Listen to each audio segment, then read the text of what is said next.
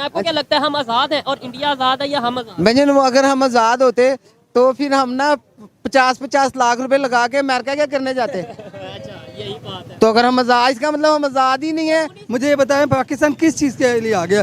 Corruption में आ गया, महंगाई में आ गया। मुझे बताएं और पाकिस्तान किस चीज़ से आगे हुआ है? हमारे यहाँ हीरो बनाए जाते हैं, हीरो बनाए जाते हैं और फिर उन्हीं हीरो को कत्ल किया जाता है। ओ हीरो बनाते हैं, किरदार साजी बनाते हैं, हीरो बनता है। क्या किया डॉक्टर अब्दुल कदीर के साथ यार? What they have done with him. और उधर जी जो से थे अब्दुल कलाम आजाद को उन्होंने प्रेसिडेंट बनाया। President the question. देखिए जी, वो जो हमारे नेबर है ना, बेसिकल 15 अगस्त सन 1947 में आज़ाद वो लोग हुए हैं, हम लोग आज़ाद नहीं हुए। पाकिस्तान 1947 को बना था, आज़ाद नहीं हुआ था। आपने बोला वो आज़ाद हुए और हम बने, या मतलब हम अलग हुए, इसके पीछे क्या लॉजिक है? हम भी तो आज़ादी का दिन मनाते हैं। देखें अगर आज इंडिया हमारे से आ गया, वो एक दिन में तो आगे नहीं गया। ऐसा तो नहीं है कि भाई अचानक से वो आगे डेवलपमेंट, वो क्या उनके इस हवाले से आप क्या कहना चाहेंगे? इंडिया की जो सोच है वो ट्रू किस्म के, ट्रू कमिटेड किस्म के लोग हैं। हिंदू जो है ना, वो अपने साथ, अपने कौम के साथ, अपने मजहब के साथ 100% सिंसियर थे। जय हिंद दोस्तों, जय श्री राम दोस्तों। मैं आदित्य राठौर आपका स्वागत करता हूं आपके अपने चैनल नेशनल टीवी रिएक्शन पे। तो दोस्तों आज जो वीडियो मैं आपके लिए लेके आया हूं वो पाकिस्तान के YouTube channel real entertainment TV का है। इस वीडियो में इनका टॉपिक ये है कि इंडिया $4 ट्रिलियन की इकोनॉमी बन चुकी है और वहीं पाकिस्तान और हिंदुस्तान एक ही समय पे आजाद हुए, जो कि इनका कहना है। लेकिन पाकिस्तान अलग हुआ, आजाद नहीं। और वो पाकिस्तान आज भीख मांग रहा है, ऐसा क्यों? और ये सवाल इन्होंने पाकिस्तानी आवाम से पूछा और इसका जवाब इस भाई ने इस तरीके से दिया जो शायद उसको महंगा पड़ सकता है, क्योंकि इतनी सच्चाई भी नहीं बोलनी थी।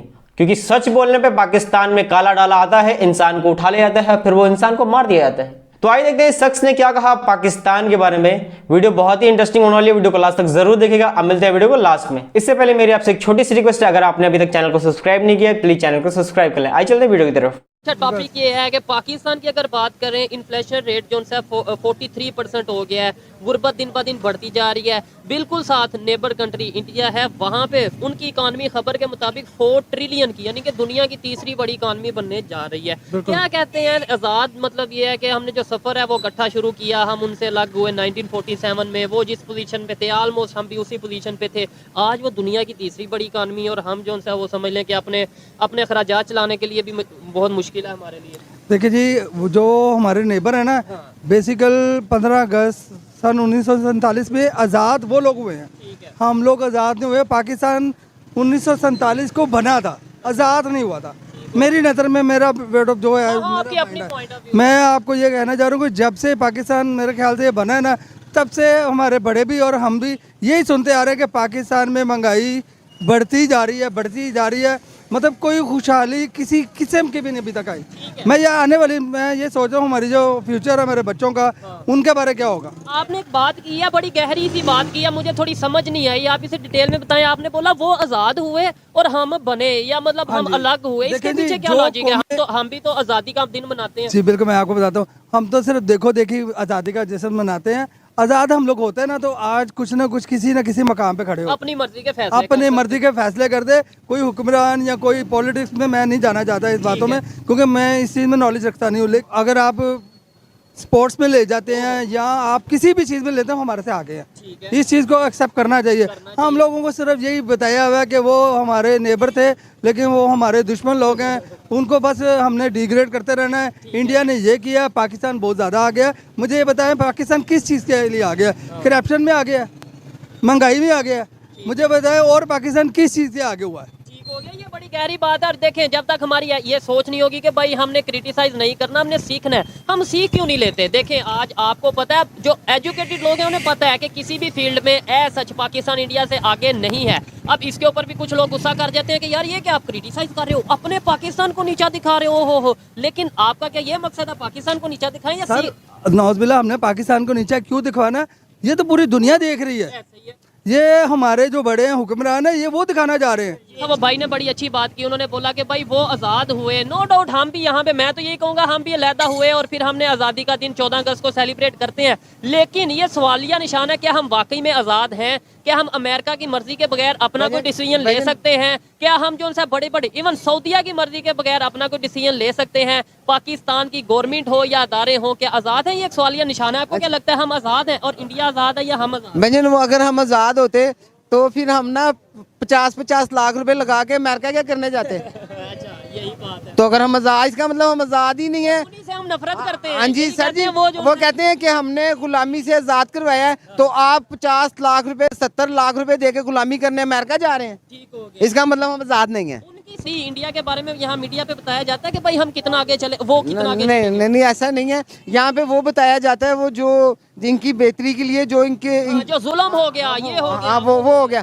और जो वही वो बताएंगे, जो असल बात है वो नहीं बताएंगे। मीडिया आज़ाद वो वाला आज़ाद है जैसे हम लोग आज़ाद हैं, वैसे ही मीडिया भी आज़ाद है। इस तरह का हम आज़ाद है, उसी तरह का मीडिया आज़ाद है। सर इधर एक सवाल ये उठता है कि जब हम ये कभी अपने प्राइम मिनिस्टर चेंज कर रहे थे, कभी हम इधर तुम इधर हम का नारा लगा रहे थे, कभी जर्नल आ रहे थे, जर्नल जा रहे थे, उस टाइम पे इंडिया की जो सी सियासत थी या इंडिया किस तरह से डेवलपमेंट की तरफ जा रहा था? क्योंकि देखें, अगर आज इंडिया हमारे से आ गया, वो एक दिन में तो आगे नहीं गया, ऐसा तो नहीं है कि भाई अचानक से वो आगे डेवलपमेंट, वो क्या उनके इस हवाले से आप क्या कहना चाहेंगे? देखिए, मैंने आपको पहले भी इस गुफ्तगू में बताया है कि इंडिया की जो सोच है वो ट्रू कमिटेड किस्म के लोग हैं। हिंदू जो है ना, अच्छा, जो दुनिया में अकलियत में होता है ना, अकलियत में हिंदू अकलियत में थे ना, मुसलमान तो पूरी दुनिया में फैले हुए थे, ठीक है। हिंदू अकलियत में थे। लिहाजा आप देखें कि हिंदुइज़्म जो है वो बाहर नहीं फैला, हिंदुइज़्म हिंदुस्तान के अंदर ही है। ठीक है। लिहाजा वो अपने साथ, अपने कौम के साथ, अपने मज़हब के साथ 100% सिंसियर थे।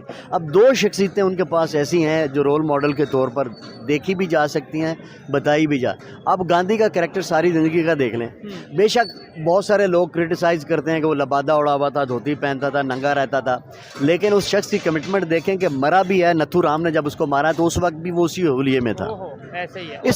इससे बढ़कर उसकी कमिटमेंट क्या हो? ठीक है। देखो ना, और दूसरी पर्सनैलिटी, दूसरी नेहरू को देख लें। ठीक हो गया। नेहरू के बाप ने जब देखा कि ये पॉलिटिकल एक्टिविटी से बाज नहीं आ रहा, तो फिर उसने अपने बेटे को साफ कहा कि बेटा ये तेरे कपड़े हैं, ये तेरा स्टाइल है, इस तरह तूने सोना है, इस तरह ज़िंदगी।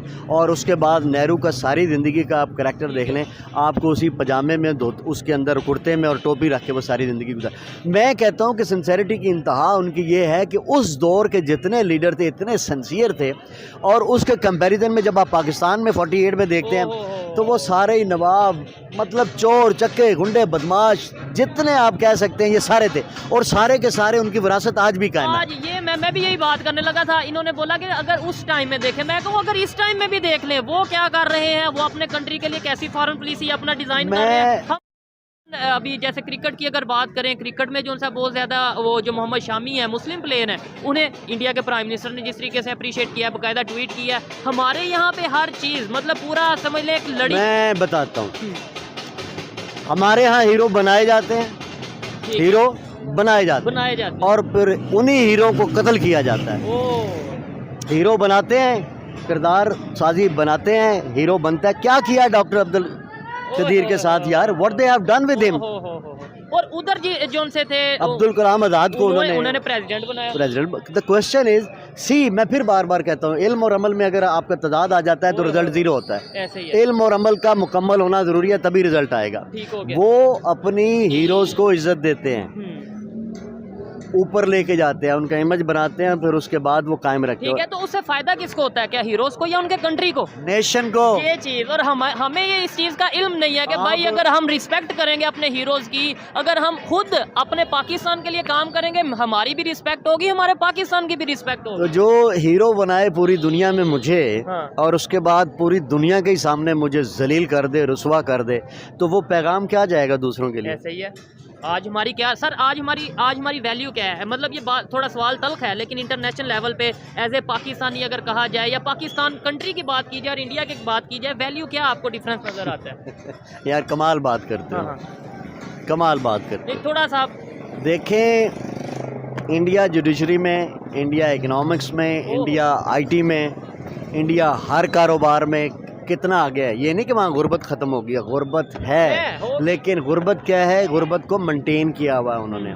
और हमारे यहाँ मेंटेन नहीं किया हुआ, जलीलो ख्वार किया हुआ है। आज जो हर चेहरे पर आपको परेशानी, इस्तराबी कैफियत, डिप्रेशन ज़्यादा लोग नज़र आते हैं ना, हालांकि खाते पीते भी हैं, सोते भी हैं, लेकिन वो जो चलना फिरना, घूमना उठना बैठना उनका है ना, वो एक अजीब सा डिप्रेशन नज़र आता है हर एक के चेहरे। ये डिप्रेशन किन का दिया हुआ है?